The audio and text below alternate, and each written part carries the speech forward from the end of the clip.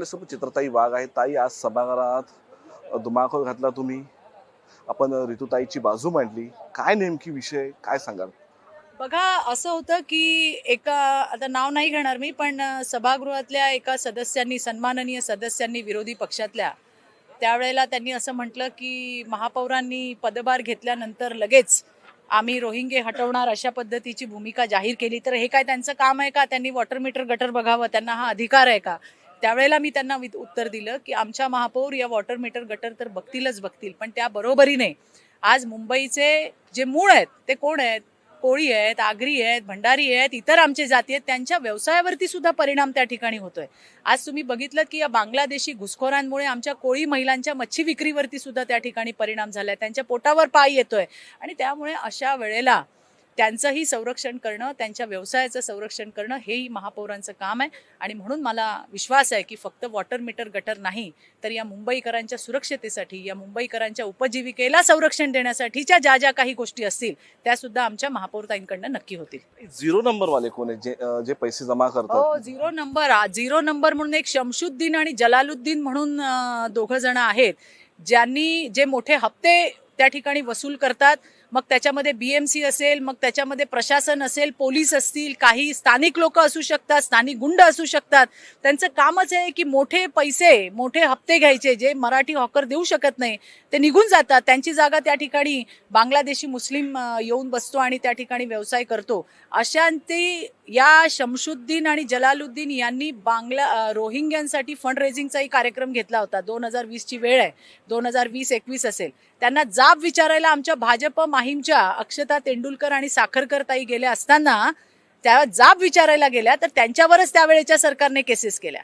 आज सुद्धा कुर्ला कोर्टमध्ये महिन्यातनं एकदा त्यांना तारीख लागते आणि त्यांना तिथं जावं लागतं. ही परिस्थिती आहे. परंतु आता त्याचा विमोड झाल्याशिवाय राहणार नाही. आम्ही ज्या वेळेला आक्षेप घेतो तेव्हा सांगितलं जातं, अरे उनके पास आधार कार्ड आहे, आधार कार्डचं तुम्ही बघा. आधार कार्डवर 90% आधार कार्डवरती जन्मतारीख 1 जानेवारी आहे. ही 1 जानेवारी 90% लोकांचे वाढदिवस 1 जानेवारीला जन्म झालेला आहे, मला सांगा. त्यामुळे फेक आधार कार्ड आहे, हे खोटे आधार कार्ड आहे. त्याची सुद्धा छानबीन व्हावी अशा पद्धतीची भूमिका आम्ही त्या ठिकाणी मांडली. आज ही डेमोग्राफी सगळी बदलताना आपल्याला दिसतीये. आणि म्हणून मला असं वाटतं की लँड जिहाद आणि लव जिहाद सारख्या ज्या घटना घडतायत त्याला कारणीभूत हे सगळं आहे. येणाऱ्या ही काय एका दिवसातलं नाहीये, हे गेल्या 50-60 वर्षांपासून चालत आलेलं आहे. परंतु मागच्या 2-3 वर्षात महायुती सरकारच्या माध्यमातून यांच्यावरती कडक कारवाई होते. बऱ्याच लोकांना डिपोर्ट केलेलं आहे. आणि त्यामुळे मला असं वाटतं की येणाऱ्या दिवसामध्ये आणखीन कठोर यंत्रणा ही शासनाकडनं, प्रशासनाकडनं लागू केली जाईल. एवढंच नाही तर आमचे गटनेता आणि नेते प्रवीणभाऊ दरेकर यांनी एक समिती स्थापन करण्याबाबत सुद्धा गृहराज्यमंत्र्यांना सूचना दिलेल्या आहेत. आणि त्यामध्ये त्या समितीमध्ये सुद्धा या सगळ्या गोष्टींचा अंतर्भूत केल्या जातील, याचा पाठपुरावा केला जाईल. जी काही यंत्रणा आता आपली काम करते त्याच्यामध्ये अधिक फोर्सने, अधिक ताकदीने या विषयावरती काम करण्याची बांगलादेशी फेरीवाले आहेत त्यांना पकडून सोडून दिलं जातं. यंदा त्याच्याबद्दल काय वेगळा कायदा आहे? तेच सांगितलं की डिपोर्ट करून ते पुन्हा येतात. अशाही घटना आणखीन सदस्यांनी त्या ठिकाणी उपस्थित केल्या. त्याच्यावरच काय आपल्याला आणखीन पुढे करता येईल यासाठीची समिती आणि शासनाकडनं पावलं उचलली जातील. तर हे होते चित्रताई वाघ यांनी सांगितलेलं, जे कोण बांगलादेशी फेरीवाले त्यांना पकडून त्यांच्या डिपोर्ट करून त्यांच्यावरती कारवाई केली जाईल. शिवाजी काळेसोबत मी धीरज गुलाब, टॉप न्यूज मराठी, मुंबई.